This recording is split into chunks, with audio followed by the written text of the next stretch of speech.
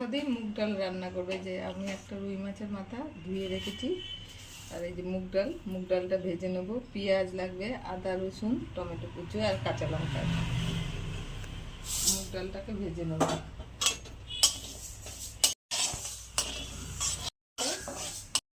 তারপরে কটা কাঁচা লঙ্কা দিয়ে দিলাম। এবার ডালটা ধুয়ে রেখেছিলাম দিয়ে দিলাম, পেস্ট করে নেবো। আর একটু পেঁয়াজ দেবো এর মধ্যে, পেস্ট করে নেবো ডালে। এবার ঢেলে রাখবো। ডালটা সিদ্ধ হয়ে গেছে, ডালটা সিদ্ধ হয়ে গেছে। একটু গরম জলও ডালের মধ্যে দিয়ে দিয়েছি, আর হলুদ লবণটাও দিয়ে দিয়েছি ডালে। আর এখানে একটা মাছের মাথা ধুয়ে রেখেছিলাম, লবণ হলুদ মাখিয়ে নিয়েছি। কড়াইয়ে তেল দিয়েছি, এবার মাছের মাথাটা ভেজে তুলে নিয়েছি।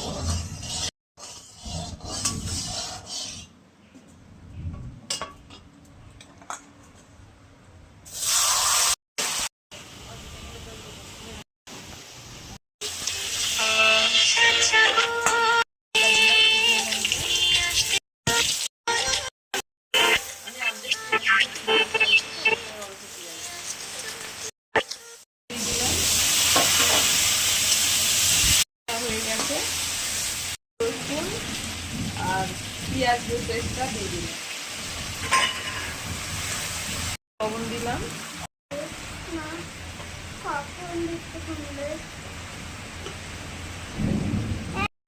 একটু না অনেকটাই দিলাম গুড়টায়, গুড়টা মিষ্টি কম হয়ে গেলে একটু বেশি দিলাম।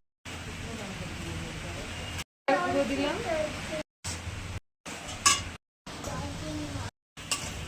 কষিয়ে নেবো, ভেঙে নিচ্ছি।